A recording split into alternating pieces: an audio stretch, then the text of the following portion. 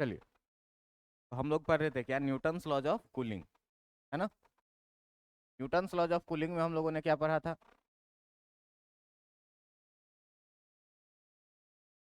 Newton's laws of cooling में हम लोगों ने क्या पढ़ा था कि जो rate change rate change in temperature होता है D Q by D T, ये D Q by D T directly proportional होता था किस चीज़ के? चेंज इन टेम्परेचर, है ना। इसी को हम लोग क्या लिखते थे? D Q by D T equal to K times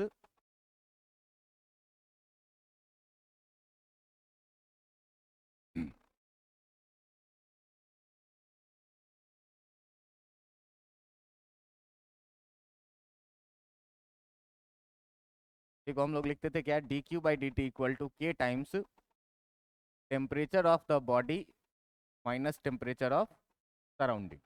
आपको बोला था क्या कि मान लीजिए क्या कि अगर किसी बॉडी का टेम्परेचर शुरू में अगर बोल दिया जाए क्या कि इसका टेम्परेचर कुछ भी थीटा 1 है, और इस बॉडी का टेम्परेचर इस समय जो टाइम है वो है कितना? T1। कुछ देर के बाद ये बॉडी सराउंडिंग के टेम्परेचर से मान लो कि थीटा 1 ज़्यादा है, गर्म बॉडी है, तो ये गर्म बॉडी क्या करेगा? धीरे धीरे धीरे हीट रिलीज करेगा और धीरे धीरे ठंडा पड़ता जाएगा। मान लेते हैं क्या कि कुछ देर के बाद जो इसकी टेम्परेचर हो गई, ये कितनी हो गई? थीटा 2, और इस समय में जो टाइम था वो था कितना? T2।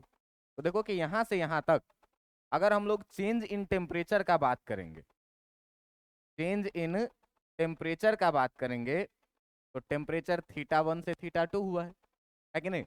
तो आप इसको चाहें तो थीटा इनिशियल और थीटा फाइनल भी बोल सकते हैं। निश्चित रूप से पहले बॉडी ज़्यादा गर्म थी तो टेम्परेचर ज़्यादा होगी, और बाद में इसकी टेम्परेचर क्या होगी? कम होगी। तो अगर चेंज इन टेम्परेचर का हम लोग बात करेंगे तो कितना लिखेंगे? थीटा 1 माइनस थीटा 2 का, और इसमें जो टाइम टेकन है, इसमें जो टाइम लगा है, इस टाइम को अगर हम लोग लिखना चाहें तो टाइम टेकन इसमें कितना लगा है? टाइम टेकन लगा है कितना? T2 माइनस T1 के बराबर में।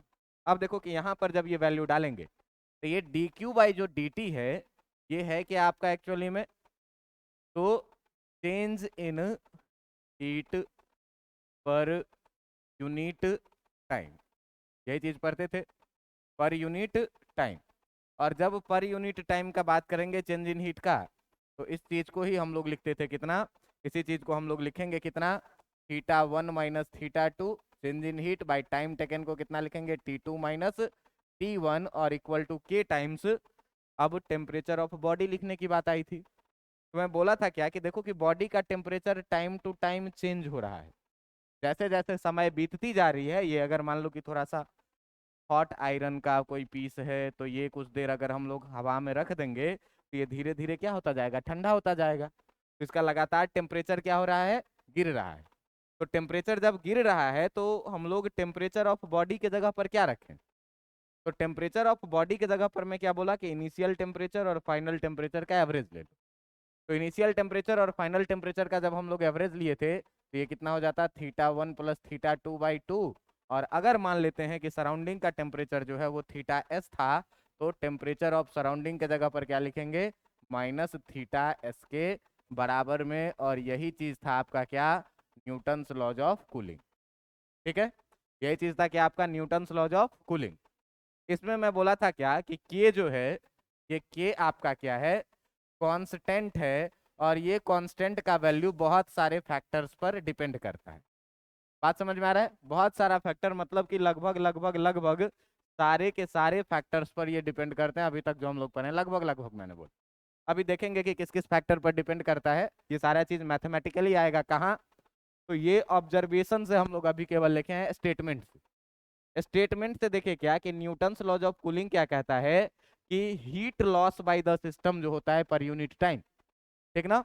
कोई भी सिस्टम जितना हीट रिलीज कर रहा है, rate change in temperature, temperature में जो चेंज करने का रेट है वो डायरेक्टली प्रोपोर्शनल होता है किस चीज के? Change in temperature between the body and the surrounding. ये किसके बीच का है चेंज इन टेम्परेचर?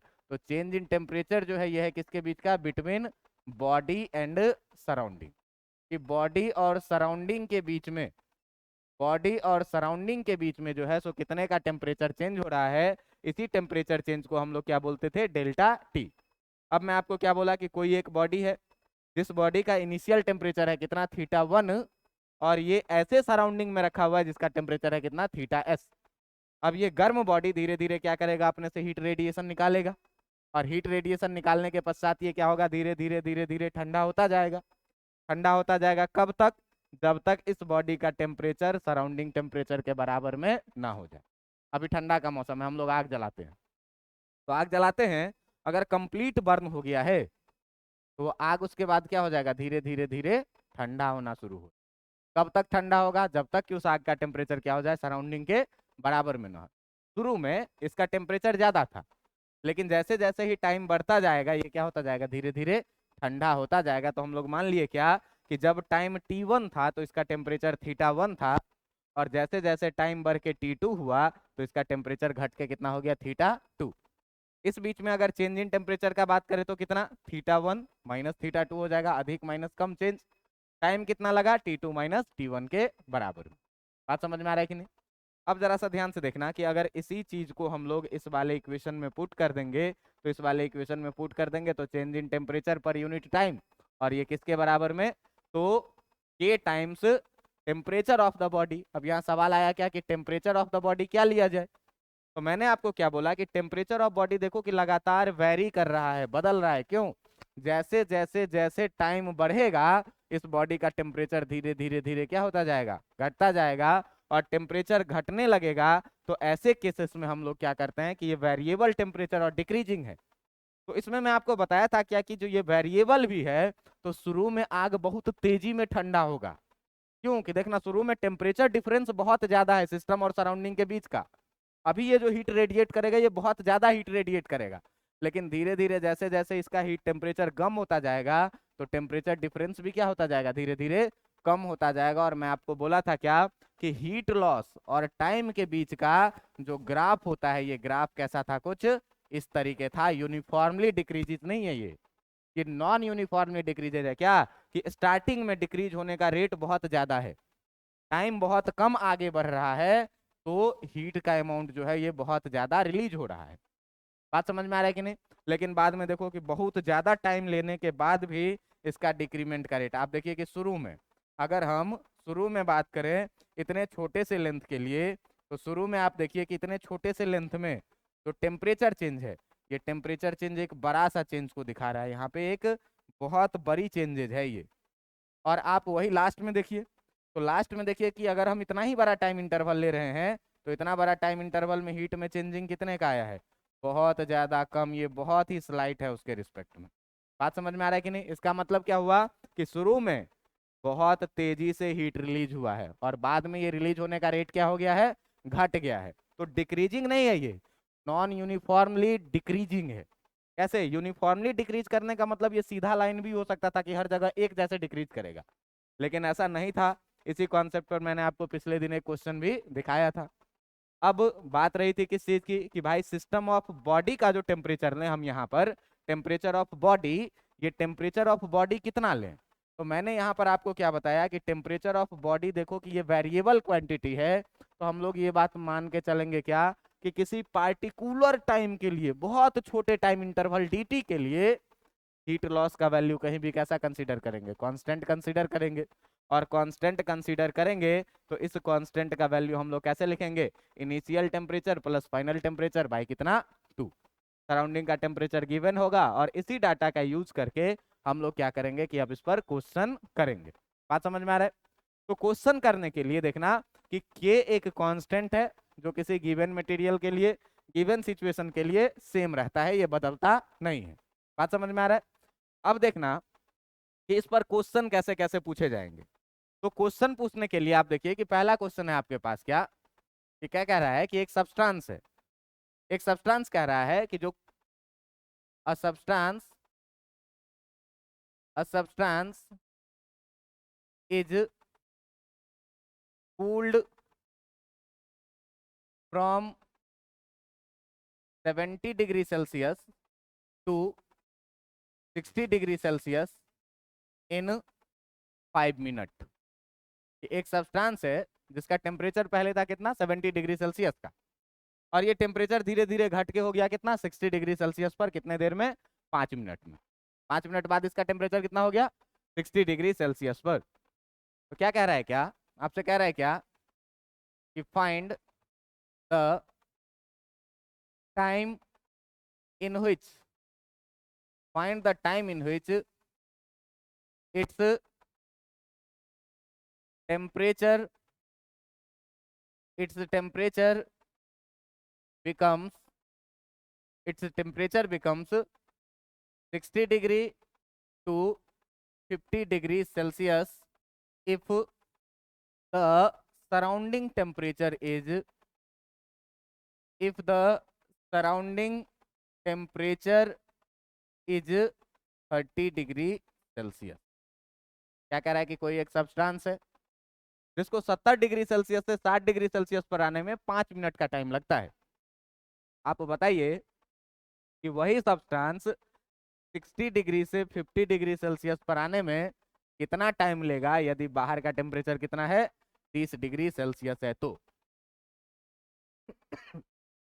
तो इस सवाल को बनाने के लिए हम लोग सीधे सीधे आएंगे कहां पर, न्यूटन्स लॉज ऑफ कूलिंग पर।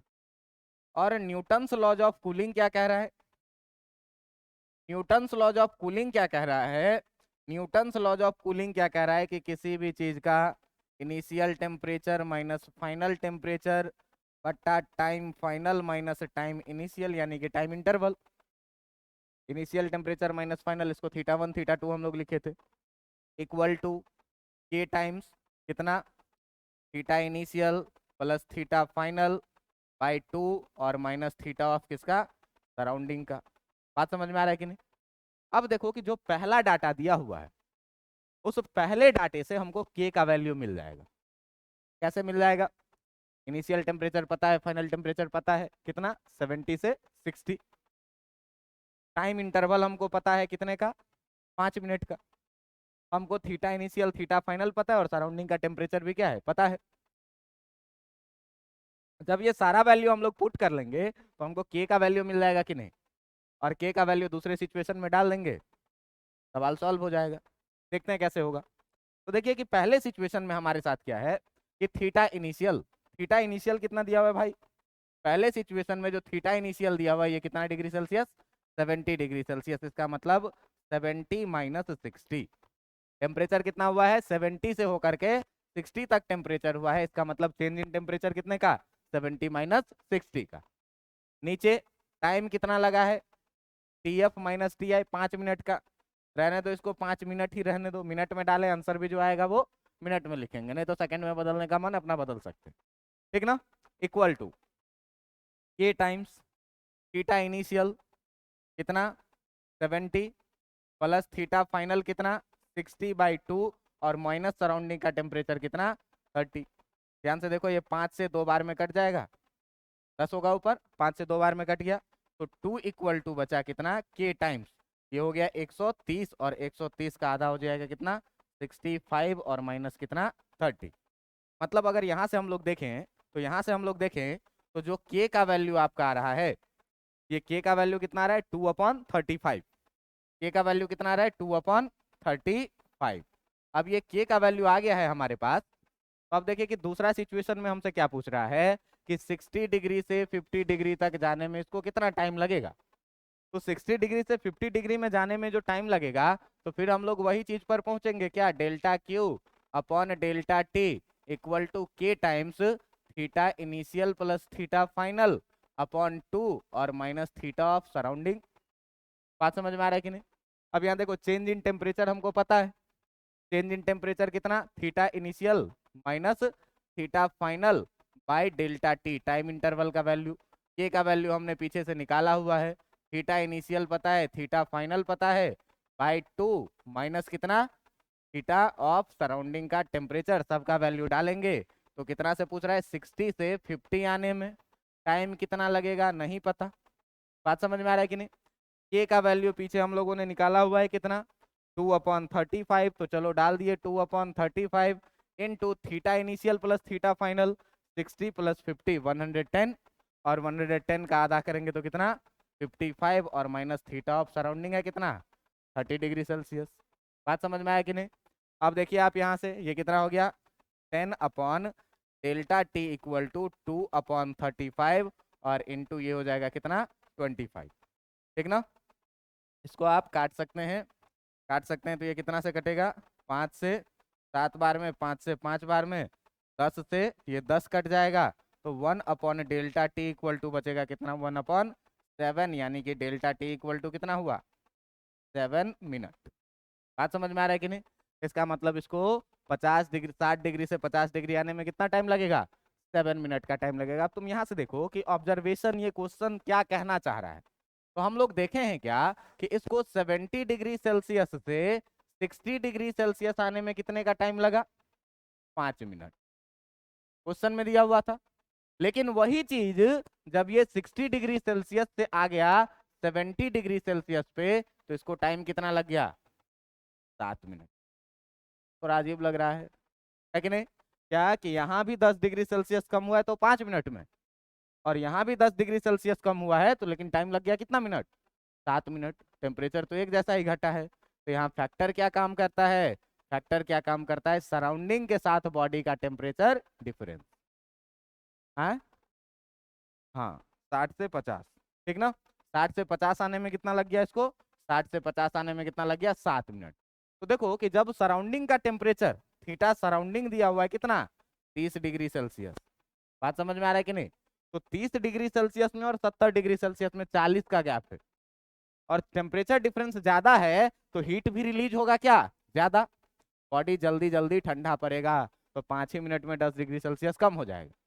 लेकिन यहाँ 60 डिग्री और 30 डिग्री में टेम्परेचर गैप है कितने का 30 डिग्री सेल्सियस का ही, और टेम्परेचर गैप कम है, जिस कारण से जो है टेम्परेचर गैप कम है, जिस कारण से जो है सो हीट भी जो रिलीज होगा पर यूनिट टाइम वो क्या होगा कम होगा, और जब हीट रिलीज कम होगा तो ठंडा होने में अधिक टाइम लगेगा। बातें समझ में आ रही है कि नहीं आ रही है। तो ये था न्यूटन्स लॉज ऑफ कूलिंग का एक पहला क्वेश्चन।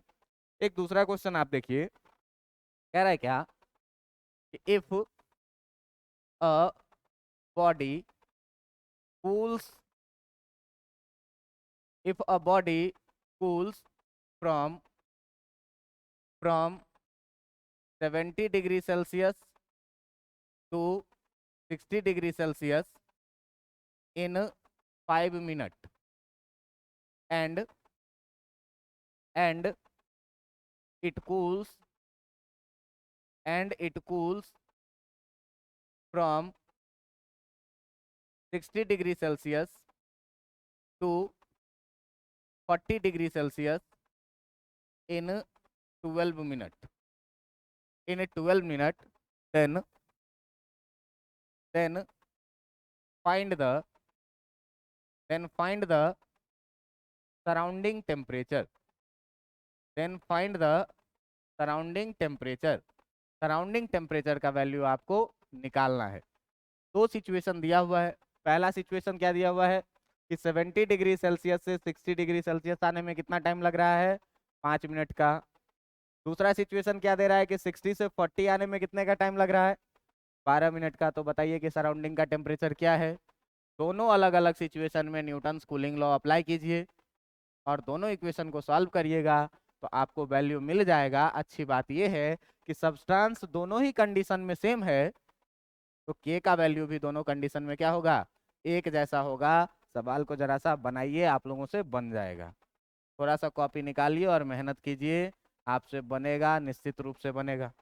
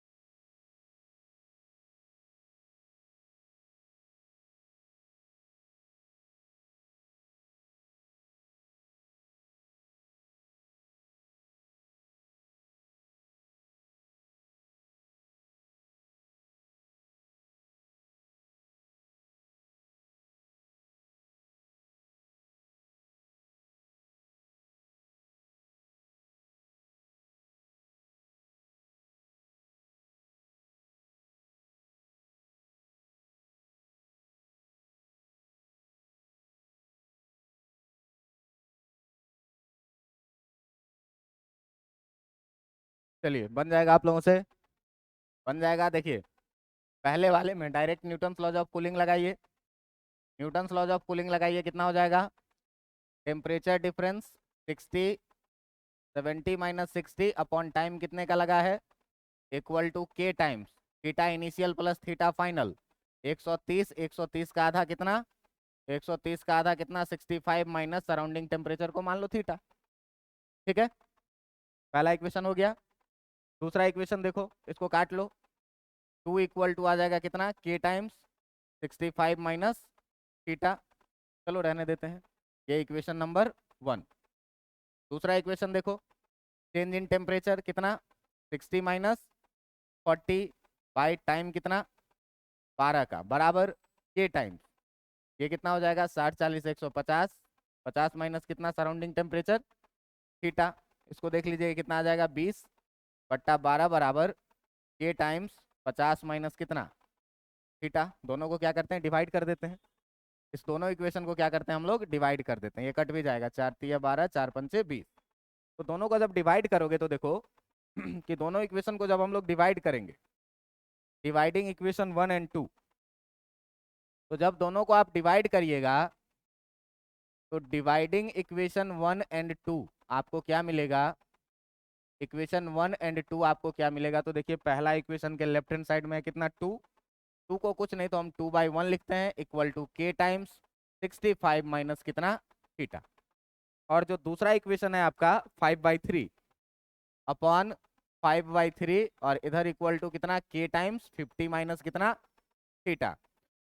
देखो ध्यान से कि इस कहानी को 2/1 इंटू ये पलट जाएगा, डिवाइड में है तो कितना हो जाएगा, 3/5 इक्वल टू के से के कैंसिल होगा, के से के कैंसिल होगा, बचेगा कितना, 65 minus theta upon 50 minus theta. ये हो गया कितना, 6/5 equal to 65 minus theta upon कितना, 50 माइनस थीटा। क्रॉस मल्टीप्लीकेशन करिए, 5 पंचे 25, 5 छक्के 30, 2 32 minus 5 theta equal to 300 minus 6 theta.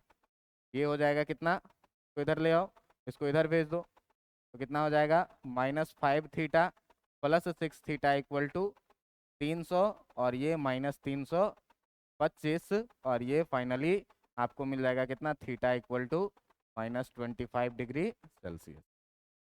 बातें समझ में आ गई, मतलब सराउंडिंग की टेम्परेचर कितनी थी, -25 डिग्री सेल्सियस थी। बातें समझ में आ रही है।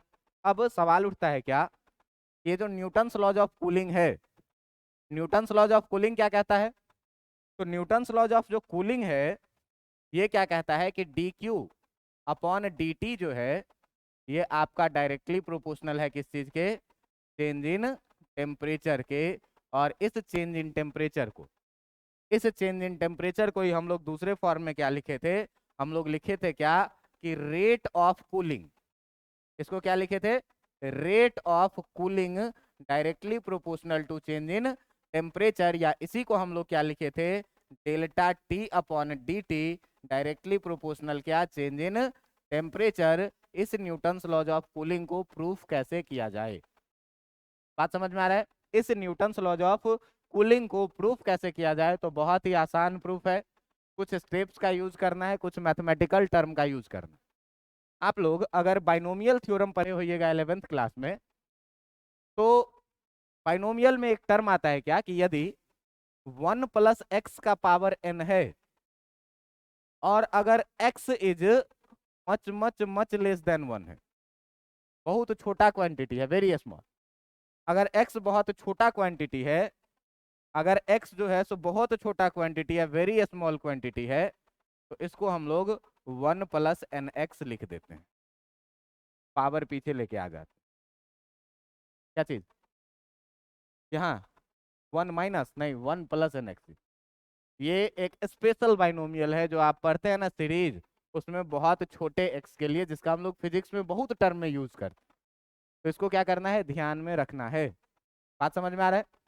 अब देखो कि न्यूटन्स लॉज ऑफ कूलिंग के लिए जो हम लोग प्रूफ का यूज करेंगे, इस प्रूफ को हम लोग कैसे करेंगे। इस प्रूफ के लिए हम लोग सबसे पहले एज्यूम करेंगे क्या कि हमारे पास एक बॉडी है, कि let a body having having mass m, एक बॉडी है जिसका मास कितना है m है। क्रॉस सेक्शनल उसका जो सरफेस एरिया है, सरफेस एरिया उस बॉडी का, सरफेस एरिया कितना है a है। हम लोग उस बॉडी का जो स्पेसिफिक हीट कैपेसिटी मानेंगे, जो स्पेसिफिक हीट कैपेसिटी है उस बॉडी का, उस स्पेसिफिक हीट कैपेसिटी को हम लोग मानेंगे कितना C, एंड हैविंग टेम्परेचर इस बॉडी का जो टेम्परेचर है, ये टेम्परेचर कितना है T। और ये बॉडी जो है so is placed in a surrounding, ये बॉडी को हम लोग एक सराउंडिंग में रखते हैं जिसका टेम्परेचर है क्या हैविंग टेम्परेचर, जिस सराउंडिंग का टेम्परेचर है कितना हैविंग टेम्परेचर T0। बात समझ में आ रहा है क्या?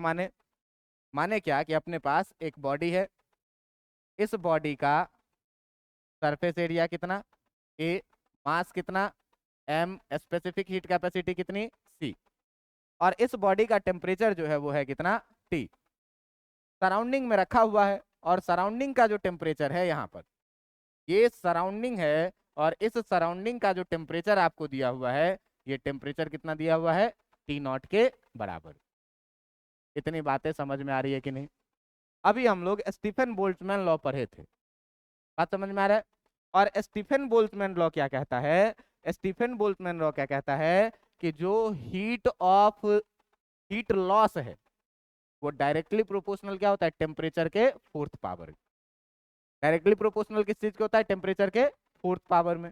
स्टीफन बोल्ट्जमैन लॉ में हम लोग ये बात पढ़े थे। तो अगर बात करोगे किससे, by Stefan Boltzmann law, by Stefan Boltzmann law, तो हम लोग अभी पढ़े थे क्या कि जो हीट लॉस का रेट होता है, हीट लॉस, ठीक ना, या ऐसे बात करेंगे क्या, रेट ऑफ हीट लॉस, ये डायरेक्टली प्रोपोर्शनल था किस चीज के? टेम्परेचर के फोर्थ पावर के। तो मान लेते हैं क्या कि इसमें जो यहाँ टेम्परेचर T है अगर ज्यादा है सराउंडिंग टेम्परेचर T0 से, तो ये बॉडी क्या करेगा, धीरे धीरे हीट एनर्जी क्या करेगा, अपने से रिलीज करेगा। और जब हीट एनर्जी रिलीज करेगा तो मान लेंगे क्या कि T टाइम के बाद जो है सो ये टेम्परेचर सराउंडिंग टेम्परेचर के बराबर में हो गया। बात समझ में आ रहा है कि नहीं? तो जब सराउंडिंग टेम्परेचर के ये बराबर में हो गया तो ये क्या कहता है कि जो रेट ऑफ हीट लॉस है, इस रेट ऑफ हीट लॉस को हम लोग क्या लिखेंगे, dq बाई कितना dt, heat loss per unit time. बात समझ में आ रहा है? dq बाई dt ये डायरेक्टली प्रोपोर्शनल हो जाएगा किस चीज के, डेल्टा टी का पावर 4 लिखते थे, चेंज इन टेम्परेचर का पावर 4। अब देखो कि इस चीज को, बॉडी का टेम्परेचर है T, सराउंडिंग का टेम्परेचर है कितना T0, तो इस पूरे कहानी को जो है तो हम लोग टेम्परेचर का पावर 4 माइनस T0 का पावर 4 लिख देंगे। क्यों कि बहुत छोटे टाइम में अगर मानेंगे, तुम ये बात कहोगे क्या कि सर जी ये तो गलत है कि डेल्टा टी का पावर 4 है तो T माइनस T0 का पावर 4 करेंगे तो ये तो कुछ अलग ही फॉर्म में जाएगा, ऐसा नहीं लिखाएगा। लेकिन जरा सा ध्यान देना कि अगर हम लोग बहुत छोटे टाइम के लिए बात करेंगे तो बहुत छोटे टाइम में हीट में भी चेंज कितना होगा, छोटा होगा। तो उस सारे चीजों को हम लोग निग्लिजिबल मान के इन चीजों पर काम करते हैं। फिजिक्स में, मैथमेटिक्स में आप एग्जैक्ट कैलकुलेशन पर जाते हैं। फिजिक्स में हम लोग बड़ा बड़ा कैलकुलेशन कर रहे हैं, छोटा मोटा चीज आता है उसको इग्नोर ही मार देते हैं, एरर में काउंट कर लेते हैं। बात समझ में आ रहा है कि नहीं?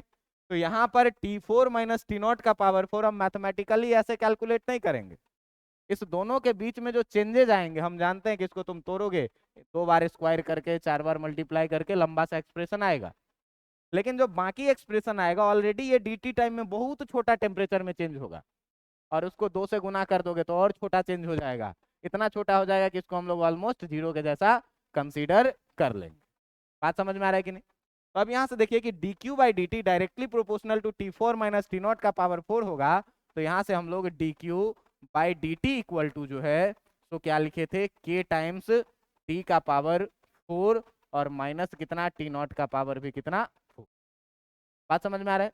अब देखो कि मान लेते हैं क्या कि जो बॉडी था अपने पास, जो बॉडी था इतने अपने पास, इसका टेम्परेचर था कितना भाई, टी। सराउंडिंग का टेम्परेचर था कितना भाई, टी नॉट। बात समझ में आ रहा है कि नहीं? अब मान लेते हैं क्या कि बहुत छोटे से टाइम dt में जो इसने टेम्परेचर चेंज लाया वो था कितना, डेल्टा टी। हम लोग मानते हैं क्या कि let there is a temperature change, let there is a temperature change of delta t in time interval, in time interval. मान लिए क्या कि टाइम इंटरवल dt में जो यहाँ चेंज इन टेम्परेचर हुआ वो किसके बराबर में, डेल्टा टी। देखो बहुत छोटा टाइम है dt, इसका मतलब ये डेल्टा टी भी कैसा होगा, बहुत छोटा होगा। तो हम लोगों को ये बात एज्यूम करके चलना है क्या, हमको ये बात एज्यूम करना है क्या, कि एज्यूम करना है क्या कि डेल्टा टी जो होगा, ये डेल्टा टी कैसा होगा, वेरी स्मॉल होगा। क्यों कि बहुत छोटे टाइम में अगर हम टेम्परेचर चेंज का बात करेंगे, ये dt कितना बड़ा टाइम है, 1 सेकंड का 1000 करोड़वां भाग मान लो, 1 सेकंड का भी 1000 करोड़वां भाग, तो उतने देर में ये बॉडी कितना टेम्परेचर चेंज करेगा, बहुत छोटा चेंज करेगा। और इसी चेंज को हम लोगों ने कितना मान लिया, डेल्टा टी के बराबर। बात समझ में आ रहा है? अब देखो तो टेम्परेचर कम हुआ है, टेम्परेचर रिलीज हुआ है, मतलब निश्चित रूप से कहीं ना कहीं हीट लॉस हुआ होगा। बात समझ में आ रहा है कि नहीं? तो अगर हीट लॉस का हम लोग बात करेंगे, अगर हम लोग बात करेंगे किस चीज का, amount of heat loss, amount of heat loss in time dt, कि इस dt टाइम में कितना हीट का लॉस हुआ, तो मान लेते हैं क्या amount of heat loss in time dt, इसको कितना मान लेते हैं कि ये कितने के बराबर में, dq के बराबर। बहुत छोटे से टाइम में जो हीट लॉस हुआ वो कितने का, dq के बराबर में। अब ध्यान से देखना कि बॉडी था ये, जिसका टेम्परेचर था कितना, t, सराउंडिंग था ये, टेम्परेचर था कितना, टी नॉट, और हम लोग माने हैं कि टेम्परेचर जो चेंज हुआ है वो कितने का, डेल्टा टी का। तो अगर हम लोग डेल्टा टी यहाँ से लिखना चाहें तो डेल्टा टी बराबर कितना लिखेंगे, टी माइनस टी नॉट लिखेंगे कि नहीं? और अगर हमको यहाँ से टी लिखने का मन करे तो टी इक्वल टू कितना लिखेंगे भाई, टी इक्वल टू कितना लिखेंगे भाई, टी नॉट और प्लस कितना, डेल्टा टी के बराबर में लिखेंगे कि नहीं लिखेंगे? अच्छी बात यह है कि आपको पहले मैंने कभी पढ़ाया था स्पेसिफिक हीट। स्पेसिफिक हीट में मैंने आपको क्या बताया था, it is the amount of heat gain और लॉस टू राइज और lose the temperature of any body. कि कोई भी सब्सटेंस अपना टेम्परेचर बढ़ाने में फेज को सेम रखना है। अगर ये सॉलिड है तो अभी भी सॉलिड ही रहेगा, ऐसा नहीं है कि ठंडा होके कुछ हो जाएगा। पानी है तो पानी ही रहेगा, खाली बर्फ नहीं बनना चाहिए। तो मैंने आपको स्पेसिफिक हीट में क्या बताया था, कि स्पेसिफिक हीट में बताया था क्या कि heat required to raise the temperature कितना होता है, mc डेल्टा टी के बराबर में। तो यहाँ पर तुम देखो कि अगर छोटा सा हीट लॉस हमको dq लिखना है, अगर छोटा सा लॉस हमको dq लिखना है तो इस dq बराबर कितना लिखेंगे, सब्सटेंस का मास कितना है, स्पेसिफिक हीट कैपेसिटी कितनी है, और टेम्परेचर में चेंज कितने की हुई है, dq equal to mc delta T लिखेंगे कि नहीं लिखेंगे? अब इस dq इक्वल टू इस वैल्यू को हम लोग क्या करते हैं कि इसमें पुट करते हैं, किसका किसका वैल्यू, तो t का वैल्यू और किसका वैल्यू, dq का वैल्यू। बात समझ में आ रहा है? तो इस t और dq का वैल्यू जब हम लोग इस इक्वेशन 1 में पुट करेंगे, जब इस t और dq का वैल्यू हम लोग इस इक्वेशन 1 में पुट करेंगे तो क्या होगा, ये देखो। तो हम लोग क्या कर रहे हैं कि put the value of t and dq in equation 1। जब इक्वेशन 1 में हम लोग इस वैल्यू को पुट करेंगे तो ध्यान दीजिएगा कि dq के जगह पर हम लोग mc डेल्टा t लिख सकते हैं कि नहीं लिख सकते हैं, लिख सकते हैं। तो इस वैल्यू को dq इक्वल टू, ये कितना था equation 1, dq by dt equal to k times t का पावर 4 माइनस कितना, t नॉट का पावर भी 4। और ध्यान से देखिएगा कि dq के जगह पर कितना लिखेंगे, mc डेल्टा t अपॉन कितना, टाइम dt। बात समझ में आ रही है? इक्वल टू k के जगह पर k ही रहने देंगे, और ये कितना t का पावर 4 माइनस टी नॉट का पावर कितना 4, ध्यान से देखना कि अगर इस m को और c को हम इस तरफ ले जाएं, तो m को और c को हम इस तरफ ले जाएं तो ये कितना हो जाएगा, delta T upon D T equal to K upon M C के बराबर में हो जाएगा। ऐसा मैंने क्यों लिखा है? तो ऐसा मैंने लिखा है इसीलिए क्यों कि जो डी क्यू इक्वल टू था वो किसके बराबर में, एम सी डेल्टा टी के बराबर। ठीक है, अब देखिए कि जब ये के अपॉन एम सी इधर आ गया तो अब इस वैल्यू को हम लोग लिखेंगे कितना, टी का पावर 4 माइनस टी नॉट का पावर कितना, 4 लिखेंगे। बात समझ में आ रही है कि नहीं? अब जरा सा देखो कि इस पूरे कहानी में टी का वैल्यू भी हमको पुट करना है। तो जब टी का वैल्यू हम लोग पुट करेंगे, तो जब टी का वैल्यू हम लोग पुट करेंगे तो टी का वैल्यू कितना है, T not plus delta T के बराबर में। तो इस वैल्यू को पुट करके जरा सा देखो, ये हो जाएगा कितना, delta T upon D T equal to, delta T upon D T equal to K upon M C into T के जगह पर कितना लिखेंगे, टी नॉट प्लस कितना, डेल्टा टी, इस पूरे का पावर है कितना 4 और माइनस टी नॉट का पावर है कितना 4। जरा से देखिए कि हम इसमें से चाहते हैं टी नॉट को बाहर निकालना। इसमें से हम क्या चाहते हैं, टी नॉट को बाहर निकालना। तो जब टी नॉट को बाहर निकालेंगे तो क्या होगा, ये देखिए कि इधर आ जाएगा कितना, delta T upon D T equal to K upon M C times T not का पावर, देखना कि पूरा का पावर 4 है तो टी नॉट का पावर 4 बाहर आएगा।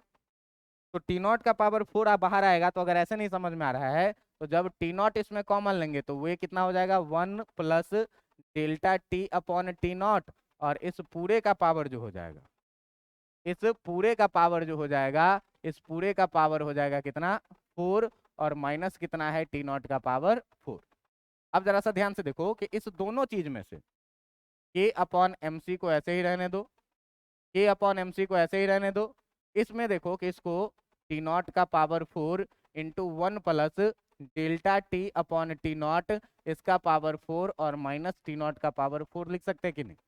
ये पावर 4 टी नॉट पे भी चला गया और इस पे भी चला गया, दोनों पे मल्टीप्लाई में था। तो अब देखिए दोनों में से टी नॉट का पावर 4 कॉमन लीजिए तो के अपॉन एम सी, के अपॉन एम सी यहाँ इक्वल टू नहीं है, ठीक ना, K upon M C into T not का पावर 4 इंटू, अब ये पूरा देखो कितना, 1 plus delta T upon T naught minus 1 हो जाएगा कि नहीं हो जाएगा?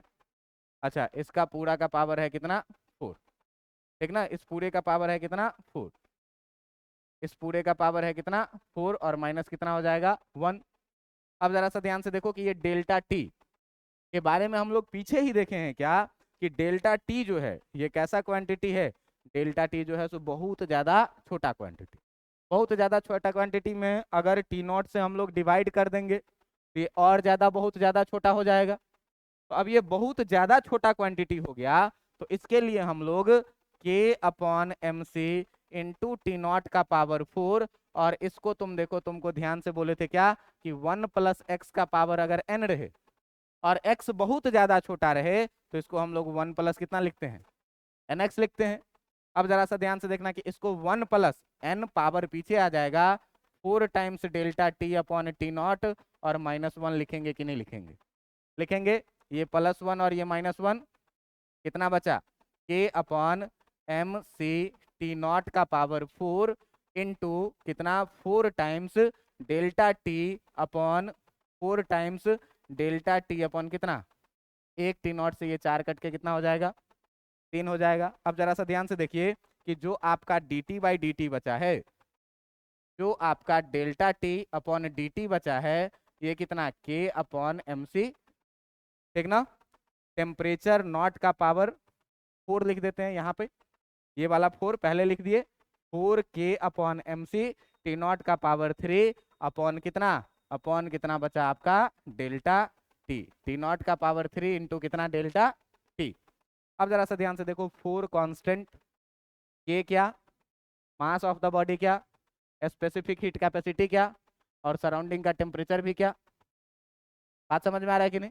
अब जरा सा ध्यान से देखिए आपकी यहाँ पर कि जितनी भी चीजें हैं, के एम सी टी नॉट, ये सारी चीजें जो है आपकी, ये क्या है, कांस्टेंट है, तो इसी चीज को हम लोग delta T upon D T equal to एक constant K dash times delta T लिख सकते हैं कि नहीं लिख सकते? लिख सकते हैं। जहां पर जो है सो हम लोग के डैश किसको लिखे हैं? के डैश लिख दिए हैं किसको? 4k अपॉन एम सी को। बात समझ में आ रहा है? 4k अपॉन एम सी को, और 4k अपॉन एम सी को जो लिखे हैं तो ये किसके प्रोपोर्शनल लिख सकते हैं इस तरह से? Finally delta T upon D T, constant हटाएंगे, प्रोपोर्शनल का साइन आएगा, और यही चीज क्या है? Newton's laws of cooling. बात समझ में आ रहा है कि नहीं? अच्छी बात यह है कि यहाँ पर जो हम लोग अमाउंट ऑफ हीट लॉस लिखते थे, ये अमाउंट ऑफ हीट लॉस में के जगह पर जो हम लोग लिखते थे, आपको याद होगा कि लिखते थे कितना? ई सिग्मा ए टी का पावर 4। बात समझ में आ रहा है कि नहीं? ये एक्चुअली ये टर्म था D Q by D T. अब देखो कि के जगह पर क्या है? ई सिग्मा ए है। बात समझ में आ रहा है कि नहीं? के जगह पर कितना है? ई सिग्मा ए। तो अब तुमसे अगर कोई आदमी पूछे कि यहाँ पर के का वैल्यू किन किन चीजों पर डिपेंड करता है, तो किन किन चीजों पर डिपेंड करता है? तो के का मतलब इमिसिबिलिटी पर डिपेंड करता है, सिग्मा पर डिपेंड करता है, सरफेस एरिया पर डिपेंड करता है, मास ऑफ द बॉडी पे डिपेंड करता है, स्पेसिफिक हीट कैपेसिटी पे डिपेंड। मुझे तो नहीं लग रहा है कि इससे ज्यादा टर्म पहले पढ़े हैं। बात समझ में आ रहा है कि नहीं? तो लगभग लगभग सारे चीजों पर इस के का वैल्यू डिपेंड कर रहा है। किसमें? कि यहाँ पर जो वैल्यू था, इस पूरे वैल्यू में अगर आप चाहें तो के को दो दो जगह लिखना उचित नहीं लग रहा है, तो इस सब जगह पर के जगह पर जो है सो हम लोग सिग्मा एप्सिलॉन नॉट ई और ए ही लिखेंगे, ई सिग्मा ए। बात समझ में आ रहा है? यहाँ पर भी के जगह पर क्या लिख दीजिए? के जगह पर क्या लिख दीजिए? ई सिग्मा ए। यहाँ पर भी के जगह क्या लिख दीजिए? ई सिग्मा ए। ये बोल्टमैन लॉ में आपको मैंने पढ़ाया है। क्या लिख देंगे? ई सिग्मा ए। आगे भी हर जगह पे आप के को हटा करके क्या कर देंगे हम लोग? ई सिग्मा ई कर देंगे। हर जगह से के को हटा दीजिए, और के को हटाने के बाद क्या कर दीजिए? ई सिग्मा ए, और इसी ई सिग्मा ए को हर जगह कॉपी पेस्ट मारते हैं।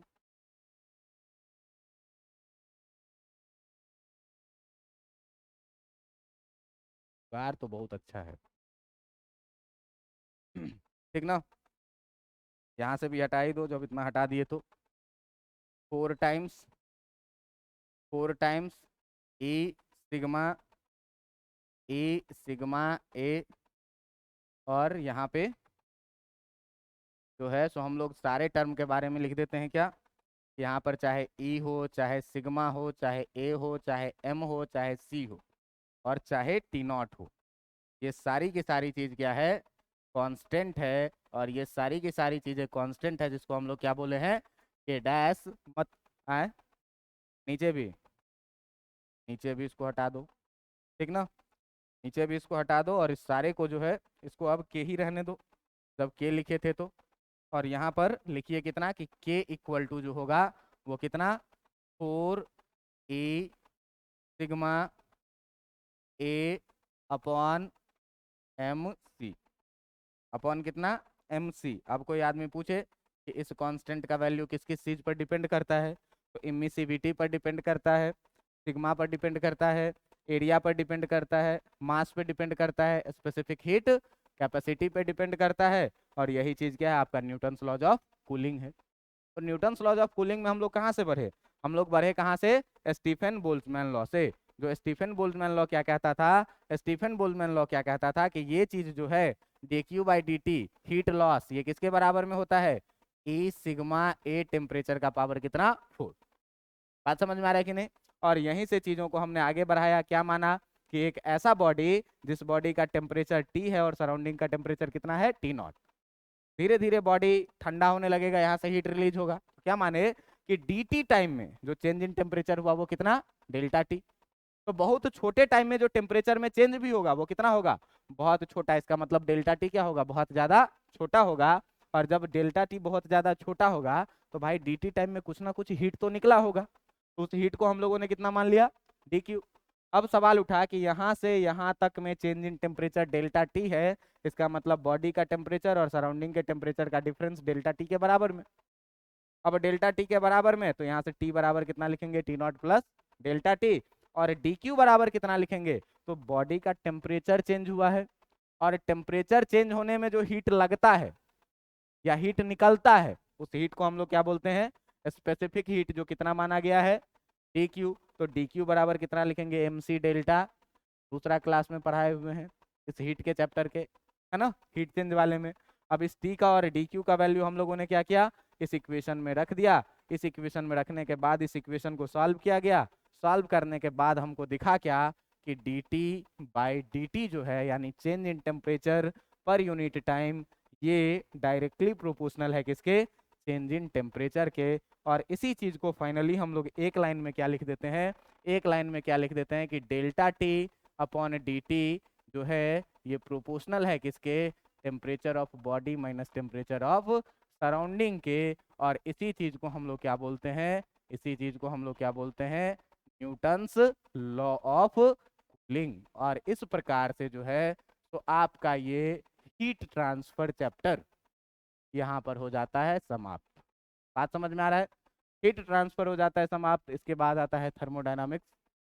थर्मोडायनामिक्स में आपको बहुत सारा टर्म पढ़ना है, छोटा छोटा टर्म पढ़ना है, अच्छा टर्म पढ़ना है। वर्क डन पढ़ना है, work done by the system, on the system, सारी चीजें, zeroth law of thermodynamics, first law of thermodynamics, second law of thermodynamics. बात समझ में आ रहा है कि नहीं, जो रिलेशन है CP minus CV equal to R, ये सारी चीजें प्रूफ करनी है। मिला जुला के बहुत अच्छी और आसान चैप्टर है, ठीक है। तो इस पर हम लोग काम करेंगे, धीरे धीरे काम करते ही रहेंगे टाइम टाइम पे। और